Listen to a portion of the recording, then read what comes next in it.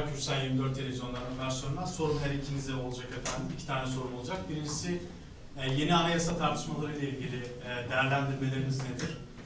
Bu anlamda AK Parti'den size herhangi bir randevu talebinde bulundu mu ve bulunursa da nasıl karşılık vereceksiniz, ne gibi katkılar vereceksiniz? İkinci sorum ise her iki partiniz de geçmişte Kürt seçmenden destek alan siyasi geleneğin temsilcilerisiniz. Bu anlamda Kürt meselesinin çözümüne dair somut olarak önerileriniz nedir? Teşekkürler. Türkiye'de meseleyi bir kompartımanlara ayırarak tarif etmek, etnik bölücü siyasete hizmet edecek bir dil kullanmak yerine toplumda hiçbir ayrım gözetmeden yoksulluğun, fukaralığın, işsizliğin, hukuksuzluğun, usulsüzlüğün, demokrasi eksikliğinin, demokraside küme düşmenin maliyetlerinin tüm toplumsal kesimler bütün bu parametrelerin dışında yaşıyor. Türkiye bugün temel hak ve hürriyetlerin kullanılmasında sıkıntılar yaşıyor. Biz meseleyi bir büyük demokrasi ve adalet şemsiyesinde bu ülkenin milli güvenlik şemsiyesi olarak değerlendiriyoruz. O noktada baktığınızda geçmişte 50-60 dönem işte Demokrat Parti dönemidir. Doğu Güneydoğu'da hiçbir kalkışmanın olmadığı dönemdir.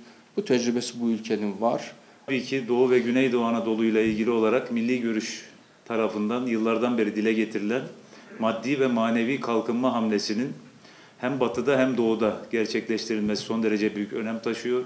İşsizlik, yoksulluk, geçim sıkıntısı, gelir ve servetin adil bir şekilde dağıtılmaması, bölgeler ve kesimler arasında gelir ve servet dağılımındaki adaletsizlik ve en başta maalesef devletin ayrımcılık yapan mekanizmalarının devam etmesi. Örneğin Doğu'da, Güneydoğu'da görev yapacak kamu personelinde aranan puanların batıda görev yapacaklardan daha düşük olması, oranın bir sürgün yeri muamelesine tabi tutulması elbette ki çok büyük sıkıntılara yol açmıştır.